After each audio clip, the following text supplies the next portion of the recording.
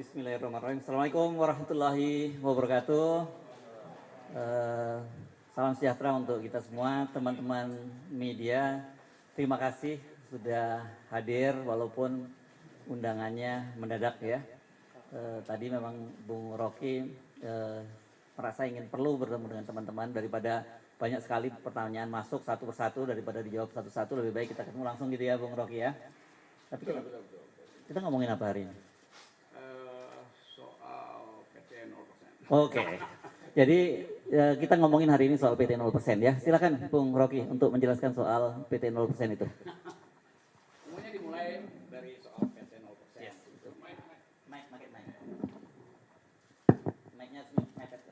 Kita selalu berupaya untuk mendudukkan masalah di dalam konteks yang paling purba, konteks yang paling awal, yaitu kegagalan negara untuk menghidupkan percakapan politik. Kegagalan yang disebabkan oleh berbagai macam ambisi yang seharusnya dikanalisasi melalui persaingan politik. Tapi karena persaingan politik ditutup oleh soal-soal persyaratan 0% segala macam itu, maka dia cari kanal tuh. Jadi itu konteks besarnya tuh kira-kira tuh.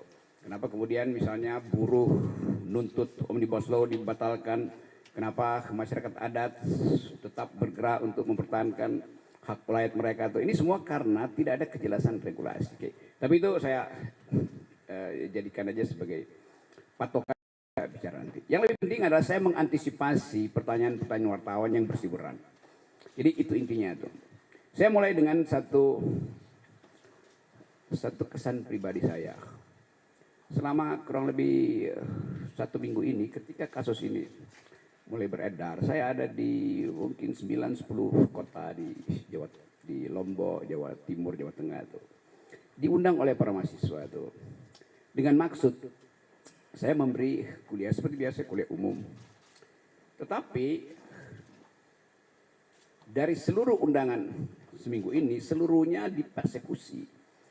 Saya nggak boleh masuk kampus, saya nggak boleh ketemu akademisi itu.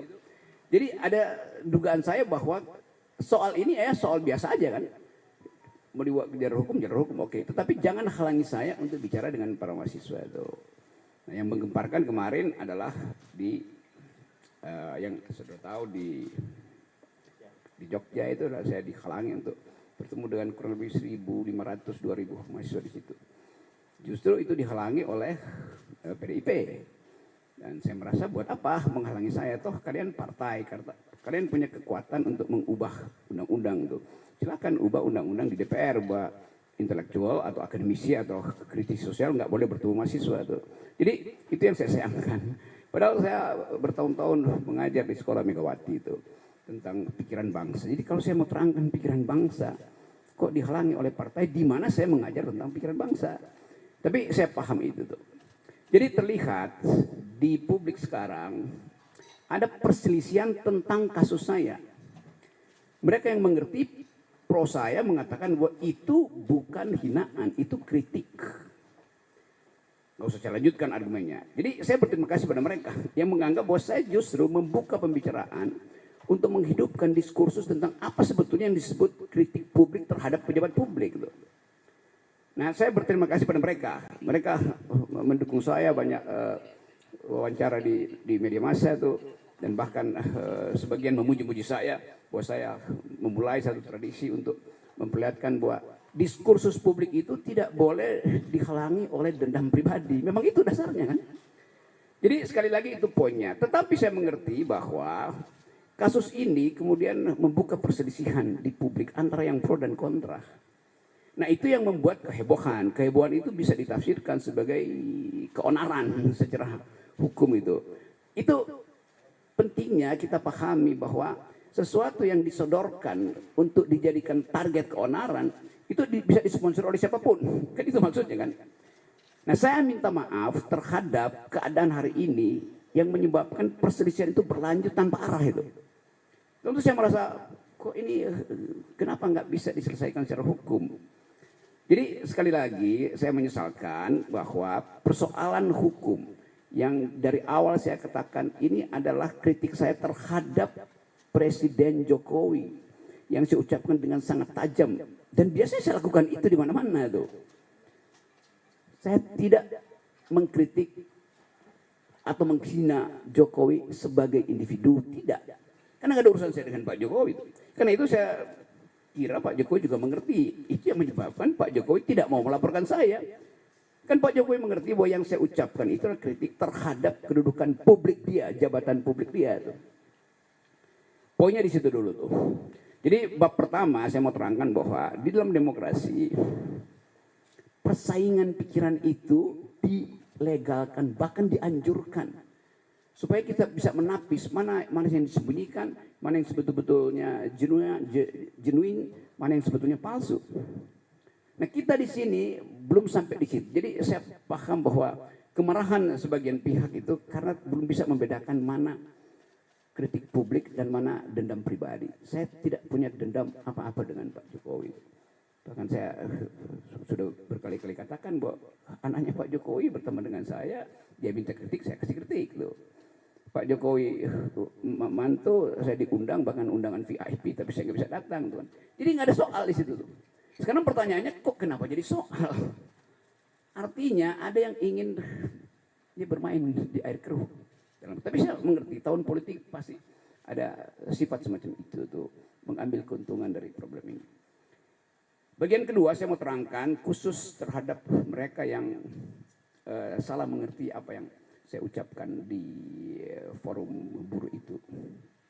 Saya hanya mengkritik dua hal pada waktu itu. Satu soal IKN, satu soal Omnibus Law. Tolong perhatikan ya. Saya terangkan bahwa saya pro gerakan buruh yang akan demo tanggal 10 karena sudah berbulan-bulan proposal buruh itu diabaikan pemerintah. Bahkan saya terangkan di situ bahwa Omnibus Law itu kemaksiatan politik. Karena menghina hak buruh untuk memperoleh, ya sebetulnya memperoleh pendapatan. Jadi Omnibus Law itu menyingkirkan hak kesejahteraan buruh. Kalau ada dalil, enggak itu bagus. Loh kenapa kalau bagus itu buruh udah berbulan-bulan melakukan demonstrasi itu. Dan kita tahu bahwa undang-undang itu dibolak-balik, udah ditolak Mahkamah Konstitusi, diputar lagi dengan asumsi bahwa itu bisa diperpukan, lalu barang yang sama dijadikan undang-undang kan. Kan itu yang saya sebut sebagai apa permainan semacam itu, masa menipu tuh. Pemerintah menipu kebijakan. Jadi saya memang pro buruh. Lalu dianggap bahwa saya mengompori buruh untuk 10 Agustus. Bukan, buruh itu memang sudah berencana secara periodik untuk demonstrasi. Bukan saya yang kompori.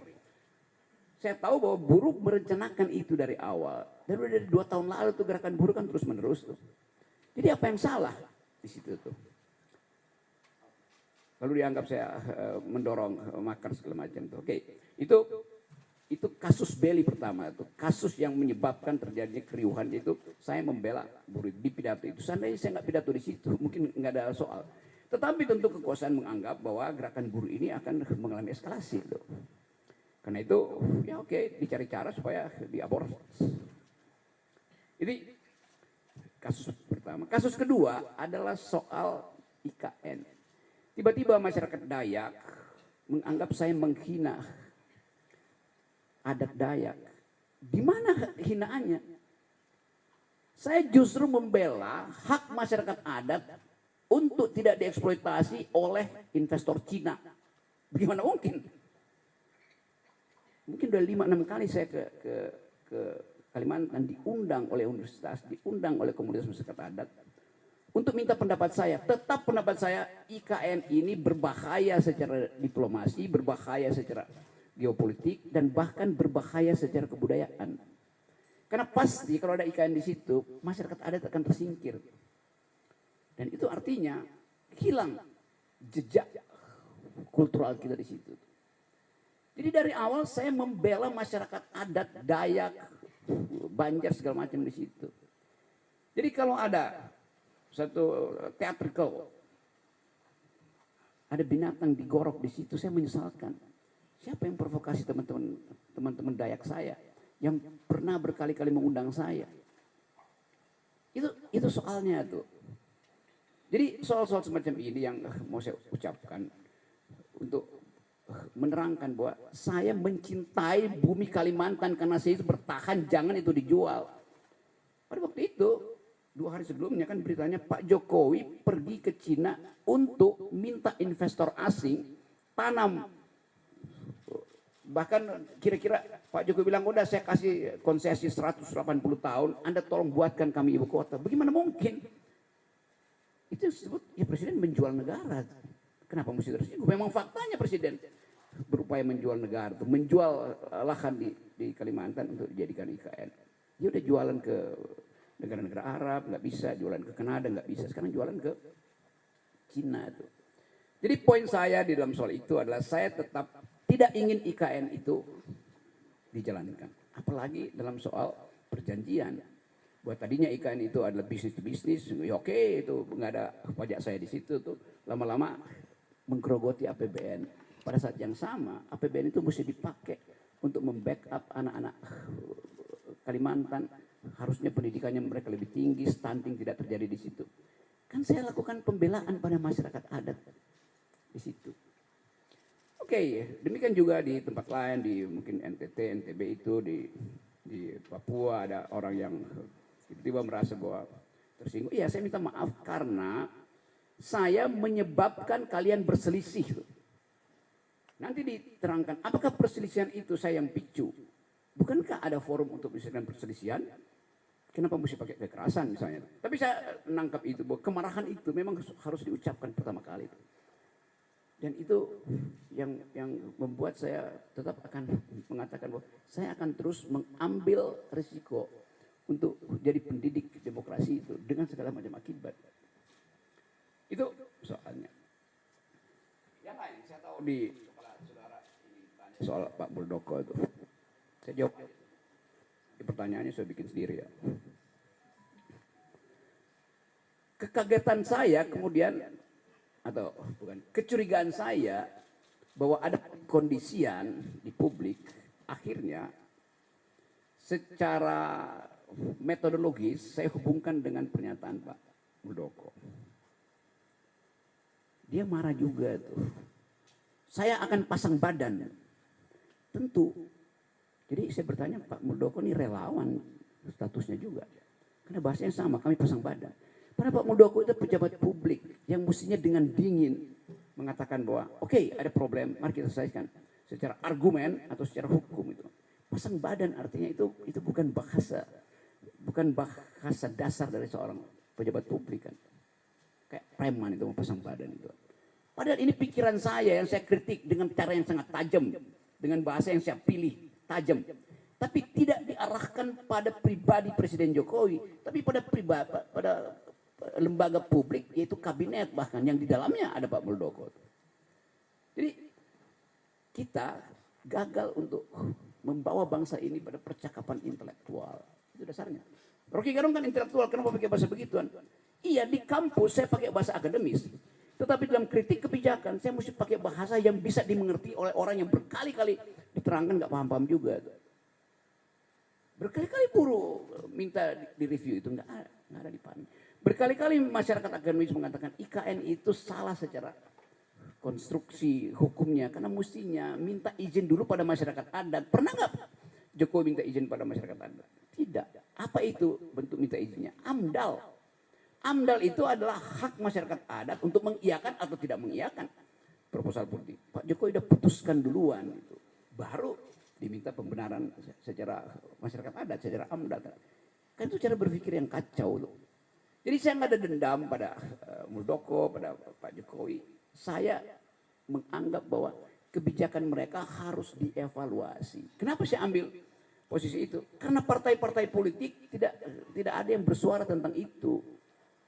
LSM bersuara, publik internasional bersuara. Jadi itu dasarnya tuh, teman-teman. Nah, sekarang saya bisa duga bahwa kasus ini akan berlanjut menjadi kasus hukum. Oke, saya terima kasus itu. Jadi poin saya adalah sekali lagi saya garis bawahi, saya minta maaf karena peristiwa itu membuat perselisihan ini makin menjadi-jadi itu. Itu intinya itu. Dan tentu ini berbahaya di dalam tahun-tahun seperti ini. Kenapa? Karena di belakang kasus ini berbagai macam kepentingan ngincar untuk mengeksploitasi itu. Tapi saya tidak akan berhenti menjadi pengkritik. Itu dasarnya tuh. Jadi sekali lagi, mari saya anggap aja bahwa oke, selesaikan aja kasus ini. Karena rumah saya disentuh tai, WA grup saya dimaki. Kalau itu biasalah, saya anggap ya kadang-kala itu akun abal-abal. Udah lihat Rok, gua mau gorok lu seperti itu kan, gimana coba? Prinsip itu. Padahal saya sendirian, saya nggak punya partai politik. Dituduh antek asing segala macam, asing dari mana? Jadi segala hal kemudian disodorkan di situ dan peristiwa ini tensi politiknya atau political tone-nya itu makin lama makin terlihat. Jadi dasarnya itu dari keinginan saya untuk bersahabat dengan teman-teman di Papua, teman-teman di Dayak, teman-teman di NTB, di Tangerang segala macam yang marah. Oke, saya terima kemarahan itu, saya minta maaf karena saya membuat kalian itu marah. Tetapi sebagai orang yang bertahun-tahun berupaya untuk menghidupkan demokrasi, saya mesti terangkan belakangnya tuh. Jadi mohon dimengerti. Bagi mereka yang sudah mengerti, oke, terima kasih. Bagi mereka yang mungkin satu waktu akan paham bahwa oh itu ya beda antara pejabat publik dan pribadi individu itu. Wartawan juga begitu. Nggak ada yang secara persis membuat perbedaan distintif antara pejabat publik dan individu yang menjabat jabatan itu. Beberapa waktu lalu di Jogja ada pertanyaan, kenapa Pak Rocky menghina keluarga Pak Jokowi? Gimana mungkin wartawan ada cara berpikir begitu? Artinya dia nggak tahu kasusnya, dia nggak tahu konsepnya, tuh. Itu juga nambah kebutuhan. Jadi teman-teman itu pengantarnya dan silakan kalau masih ada soal, tetapi silakan tanya hal yang fundamental. Saya akan jawab itu dengan cara saksama dalam tempo sesingkat-singkatnya. Oke, teman-teman, kalau ada yang mau mengajukan pertanyaan, persilakan pertanyaannya to the point ya. Silakan. Atau dianggap cukup?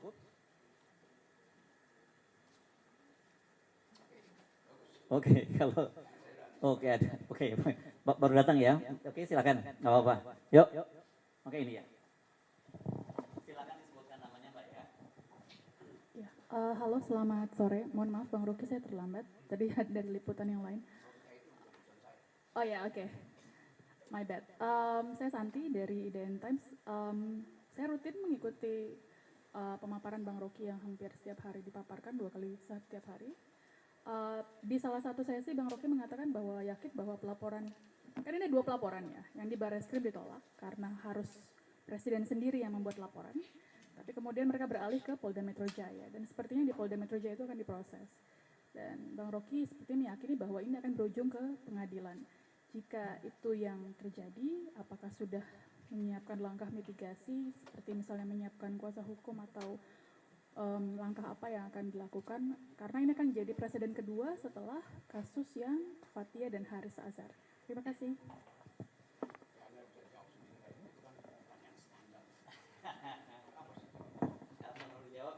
Iya kan, apakah dia mulai dengan saya yakin, ya, Anda sendiri udah anggap saya yakin kok akan masuk proses pengadilan. Berarti Anda berasumsi keyakinan itu mesti dibarengi dengan langkah hukum saya, kan sama itu. Jadi di dalam pertanyaan itu Anda udah jawab sendiri itu. Coba kasih pertanyaan yang lebih rumit lah. Oke, silakan. Tapi jangan kemudian gara-gara itu nggak berani nanya. Ayo silakan. Silakan. Santi jangan langsung cemberut, ya? Enggak, oh iya. Oke, silakan. Siapa namanya? Menyiapkan pengacara. Oke, silakan. Anda.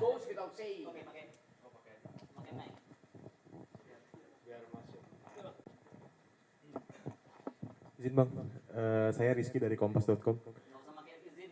Siap. Oke, siap. Bang, kan tadi kan sudah disampaikan juga sama rekan saya, kalau Polda Metro Jaya akan memproses laporan tersebut. Apakah nanti Bang Rocky siap menghadapi proses hukum tersebut atau gimana, Bang? Terus juga terlapor. Yang lain. Dia nggak dengar pertanyaan Santi itu. Yang lain aja. Yuk, temen yuk bicara hal yang sama, yuk nanya juga tuh. Gimana coba? Yang lain. Dan di sini Sore, Bang. jangan Sore. pakai izin ya. Wartawan Sore, boleh ya? mestinya egaliter ya. Saya Sore, sering Bang. perhatikan teman-teman kalau jumpa pers pakai izin. Nggak usah izin. Anda diberikan hak mewakili publik untuk menanyakan itu pada pejabat publik. Ya, sorry. Sore Bang, saya Rifai Bang dari Voya ID. Bang, laporan Anda di Bareskrim kan ditolak.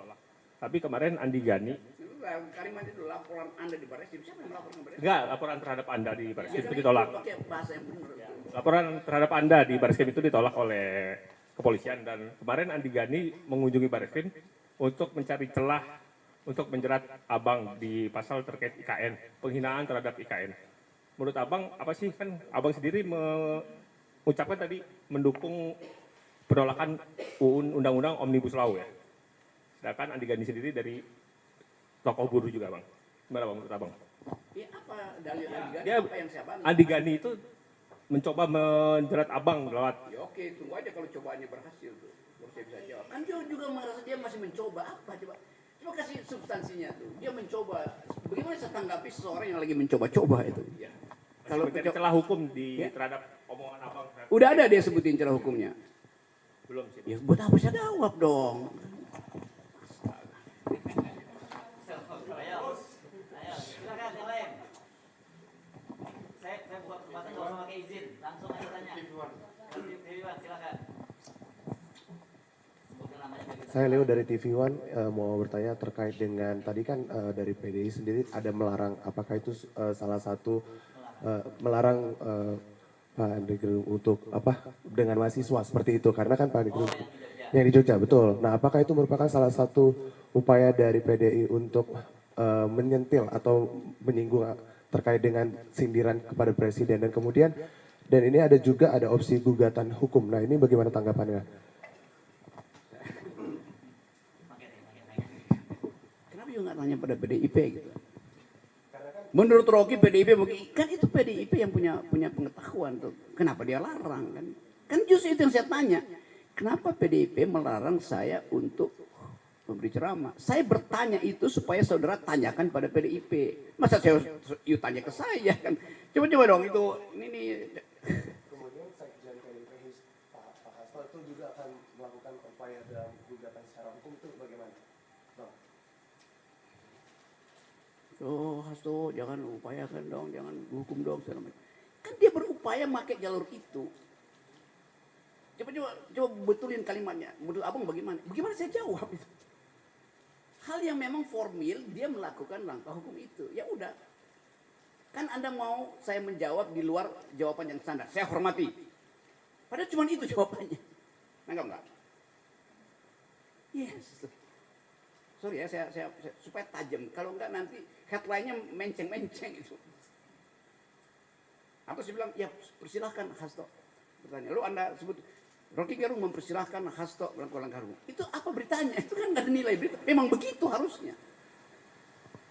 Kan pertanyaan jurnalistik itu harus menimbulkan pertanyaan baru supaya berkembang pertanyaan. Kalau sudah ditutup di situ ya, ini sore saya kasih kuliah tentang journalism-logical scrutinizing.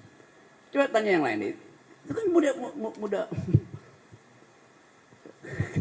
Karena itu saya tadi bilang di awal, saya mengantisipasi semua pertanyaan teman-teman. Nah, karena itu saya terangkan aja tuh. Kan yang jadi isu selalu itu hinaan atau kritikan itu. Banyak orang menganggap itu kritikan. Oh terima kasih kalau mereka anggap begitu tuh. Ada yang bilang itu hinaan. Oke, Anda berhak untuk bilang itu. Tetapi ucapkan aja itu di dalam bentuk yang sama kan. Bukan dengan pamerkan kekerasan. Itu enggak benar itu. Karena saya tidak memamerkan kekerasan. Oh iya kekerasan naratif. Oke, kita buktikan nanti apakah saya lakukan kekerasan naratif kan. Tetapi tadi saya sudah minta maaf karena saya memang menyebabkan perselisihan itu berlangsung. Itu intinya itu. Bukan saya minta maaf pada PDIP atau minta maaf pada relawan. Itu soal lain itu. Bahwa saya menyebabkan dalam 1 minggu ini orang berselisih itu. Ini hinaan atau kritikan. Kan dasarnya itu kan. Ada yang menganggap bahwa ucapan saya itu ucapan binatang itu. Oke. Dia punya persepsi itu. Ada yang bilang ucapan saya itu seperti dapat Swiss coklat, dapat coklat dari Swiss itu. Ya udah biasa aja. Nah supaya itu ditertibkan, biarkan proses hukum ini. Pak Hasto datang ke melakukan langkah hukum, oke. Kalau udah ada langkah hukum buat apa demo kan itu intinya. Tetapi ya silakan juga kalau demo, asal jangan pakai kekerasan. Dan tadi saya ucapkan apa poin Pak Muldoko, kalau Pak Muldoko ucapkan itu pasang badan, itu pengertian provokatifkah atau memang itu sekedar ulah humoris dari Pak Muldoko? Saya pakai kata ulah humoris ya. Nanti Anda bahas lagi itu kok ulah tapi humoris itu. Ya kan ulah itu kan, tapi dengan bentuk humor mungkin ya saya pasang badan. Karena kata pasang badan pun itu kata yang udah biasa di kalangan gue pasang badan buat lu ya. Jadi soal semacam itu, nah bagian ini nanti kita bicara di dalam persidangan atau pertarungan akademis kalau ini masuk ke ranah hukum. Jadi saya ucapkan sekali lagi, oke. Selamat sore, Bang Rocky. Saya Ahmad Riyad dari Tempo.co. Saya ingin bertanya, kalau misal tadi dari penjelasan Bung Rocky, artinya dari kasus ini memunculkan pro kontra di masyarakat. Ada yang mendukung, ada yang tidak. Nah, mungkin saya ingin tanyakan adalah dari Bung Rocky sendiri, perbedaannya antara kritik terhadap pejabat publik dengan penghinaan terhadap pejabat publik, itu menurut Bung Rocky seperti apa? Ini yang namanya kritik, ini yang namanya penghinaan.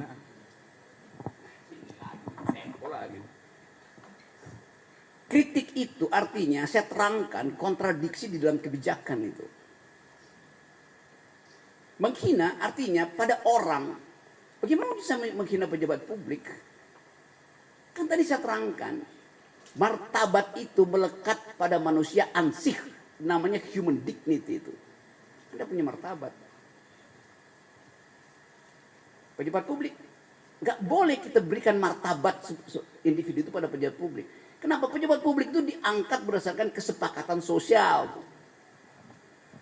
Itu sama dengan hal yang berlangsung hari ini. Pak Jokowi adalah bapak kita itu. Karena itu dia nggak boleh dihujat, dikritik, apalagi dihina.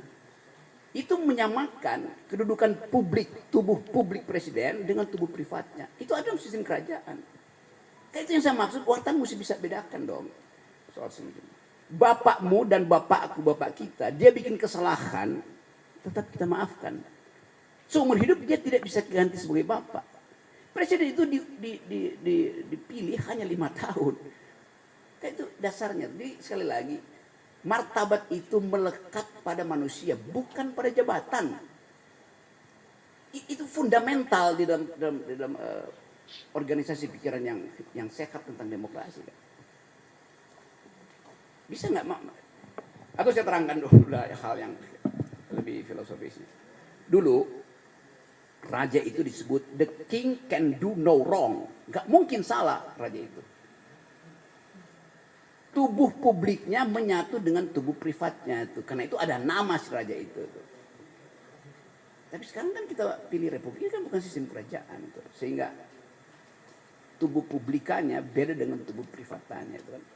Jadi itu. Jadi saya dapat kesan bahwa memang kita belum utuh mengerti soal-soal itu karena kita masih panjang berdemokrasi. Itu satu waktu mungkin bisa diterima. Itu juga terjadi pada cara wartawan memberitakan itu.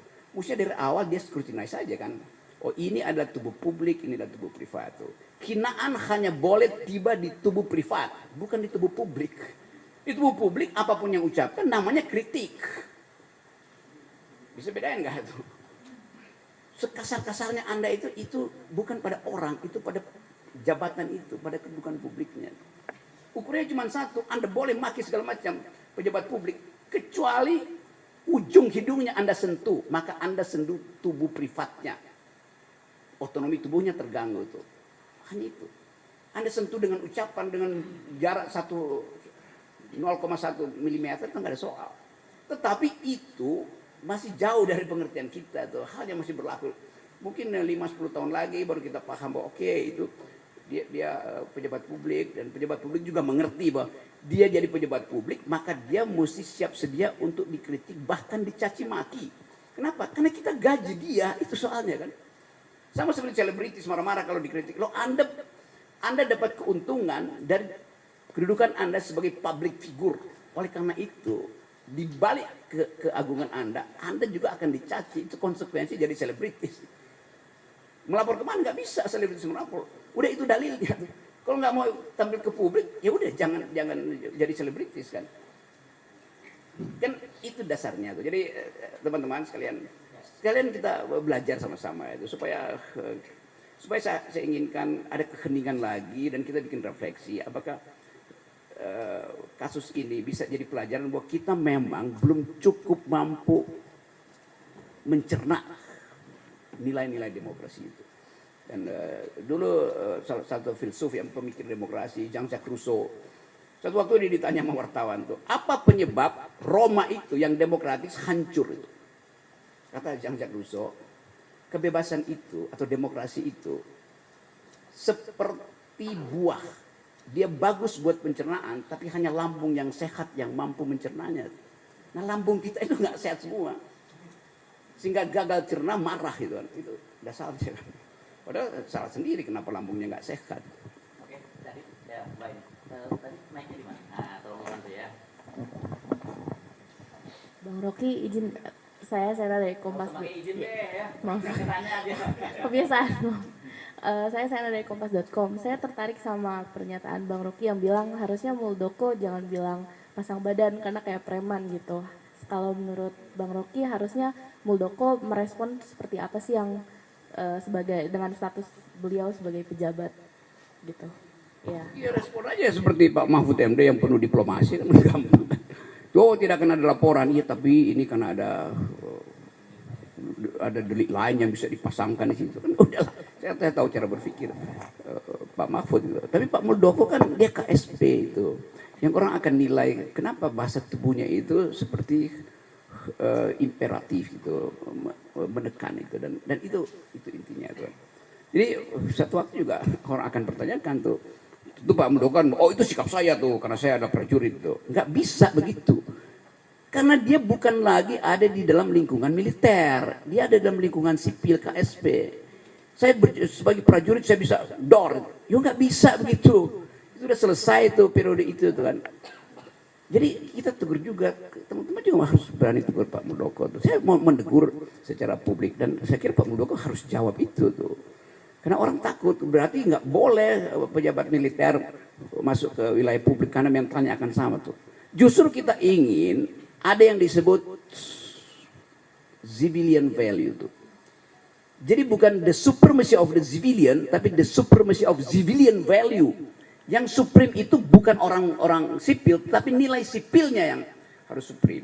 Bahasa tubuh mantan militer harus tiba di situ. Lihat Pak Prabowo, bahasa tubuhnya udah bahasa sipil betul, bercanda segala macam.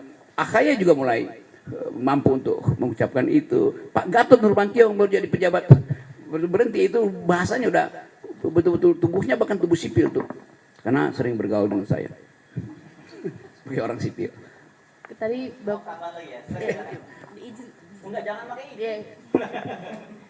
Bang Rocky kan tadi bilang kalau misalkan Pak Muldoko bilang pasang badan sama aja kayak relawan gitu. Berarti apa maksudnya Bang Rocky itu kalau misalkan Pak Muldoko seperti itu tidak seperti KSP tapi malah jadi kayak soal relawan gitu dengan dia merespon seperti itu. Benar kan ya? Benar. Relawan itu berhak pasang badan karena rasa cintanya pada Presiden Jokowi kan. Kan kita nggak bisa bedain mental relawan itu mental yang mencintai karena menginginkan Jokowi jangan diganggu atau memang ya udah secara personal karena bergaul dengan presiden maka dia going native.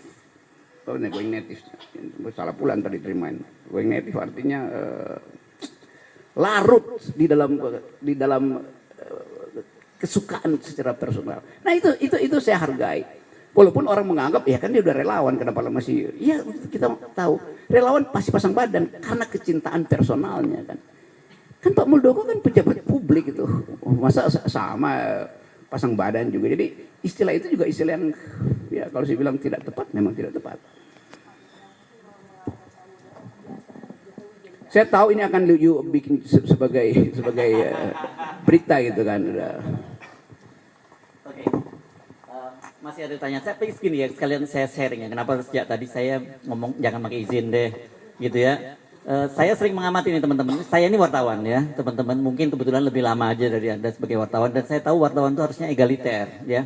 Karena Anda itu hadir mewakili kepentingan publik. Jadi saya perhatiin kalau dalam jumpa pers banyak izin Pak. Loh ini Anda udah jadi apa ya, itu subordinat dari narasumber. Nggak boleh wartawan itu subordinat dari narasumber. Mohon maaf ini share saja ya. Saya bukan mau menggurui teman-teman karena saya cuma menang tua saja. Mungkin teman-teman lebih hebat dari saya gitu. Tapi saya terganggu dengan sikap-sikap teman-teman yang setiap kali mengajukan pertanyaan mengajukan izin. Anda diberi oleh undang-undang Anda diberi kewenangan untuk mewakili kepentingan publik, bertanya kepada pejabat publik, dan posisi Anda itu egaliter. Gitu ya. Makanya nggak ada beliau di dalam tulisan, kan nggak ada yang nulis beliau gitu ya. Kan karena memang posisinya Anda itu egaliter. Silakan kepada, apalagi masa Bung Reki aja pakai izin gitu ya. Silakan lanjutkan, jangan pakai izin ya. Gak apa-apa, lanjutin aja.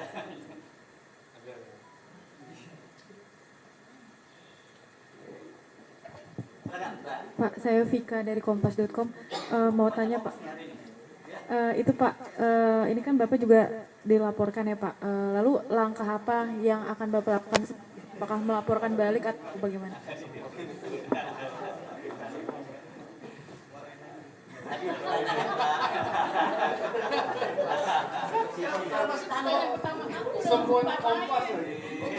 Standar cara bertanya.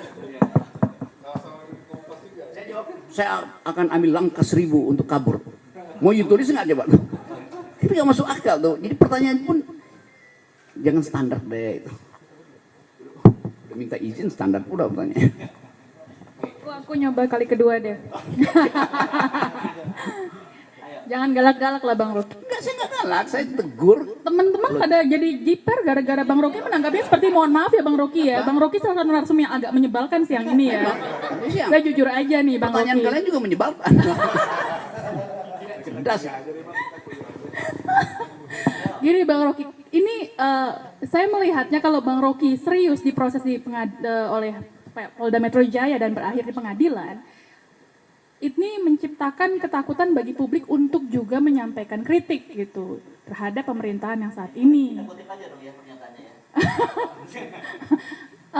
Apakah kalau menurut Bang Rocky, hal kekhawatiran publik itu jadi kenyataan seandainya ini berlangsung sampai ke pengadilan nanti gitu? Karena kan kami juga pekerjaannya juga termasuk salah satunya sebagai watchdog yang dibilang oleh Bang Hersu bolak-balik di sesi bersama Bang Rocky gitu. Iya itu yang gini nih, kan kita bisa antisipasi undang-undang apa yang mau dipakai tentang kegaduhan itu. Aku tambahin satu lagi ya Bang Rocky, kemarin saya doorstop di depan Pak Mahfud bilang, kalau seandainya betul yang di Barreskrim ditolak karena harus ada pengaduan langsung dari Pak Presiden. Tapi kata Pak Mahfud, kalau ini terus-menerus menjadi polemik publik, tidak tertutup kemungkinan bisa diproses. Gitu. Artinya kan ada celah untuk memproses hukum itu. Saya tidak menanyakan detail mengenakan pasal apa. Gitu. Sekarang Anda tanya nggak, kegaduhan yang dimaksud Undang-Undang 46 itu setara nggak dengan polemik publik? Tanya dong pada Mahfud. Apa itu yang disebut social origins, asal usul dari pasal 14-15 Undang-Undang 46? Tanya pada dia. Kalau tidak menimbulkan polemik itu dasarnya adalah perselisihan. Yang dimaksud oleh undang-undang itu kegaduhan itu keinginan pemerintah Belanda untuk mengendalikan polemik publik. Kan itu intinya tuh. Jadi anakronis keterangan Pak Mahfud. Bilang Pak Mahfud kok anakronis ya? Itu pentingnya wartawan scrutinizing apa yang dia ucapkan itu. Masa polemik dia mau kegaduhan? Anda setiap hari Anda bikin headline polemis kok isinya tuh. Jadi itu tuh. Jadi lihat original intent dari pasal tentang penghinaan itu, tentang kegaduhan itu. Atau apa istilahnya tuh, selain kegaduhan itu apa? Keonaran itu. Pada undang-undang tahun 46 itu, intensinya apa pada waktu itu? Nanti ada polemik tentang disertasi seseorang itu menimbulkan kehebohan publik, maka kena undang-undang 46 tuh. Bisa. Gitu ya. Oke, fair kan? Menyebalkan nggak jawaban saya? Ah, Santi. Ayo, silakan yang lain.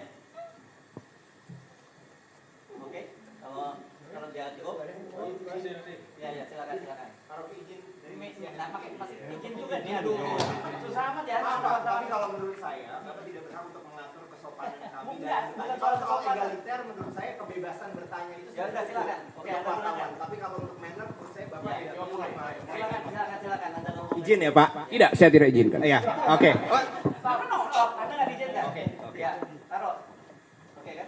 Hanya karena persoalan izin, saya tidak diizinkan bertanya Pak. Izin, saya bilang tidak diizinkan. Oke. Itu malah lebih tidak egaliter Pak, mohon maaf. Artinya Anda tidak perlu izin kalau gitu. Bilang aja saya mau bicara itu. Kenapa Anda minta izin? Teman-teman yang izin tadi tetap diizinkan bertanya Pak. Tidak, saya tidak izinkan. Saya koreksi dulu tuh. Baik, baik. Kalau mau bertanya nggak usah izin. Enggak, terima kasih Pak, terima Oke, kasih. makasih. Ya. Silakan. Baik, teman-teman ya.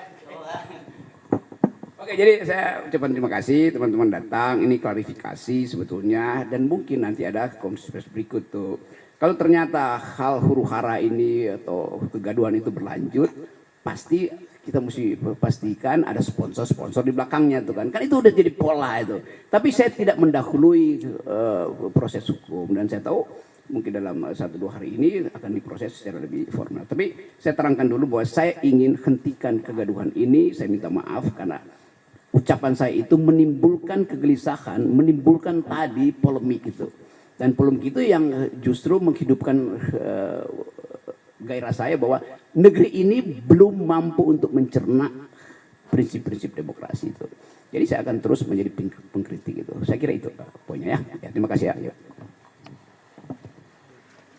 Oke, baik teman-teman, terima kasih atas kehadirannya. Nah, ini untuk sopan santun saya tentu akan mohon maaf kalau ada beberapa hal yang tidak berkenan dalam pertemuan ini.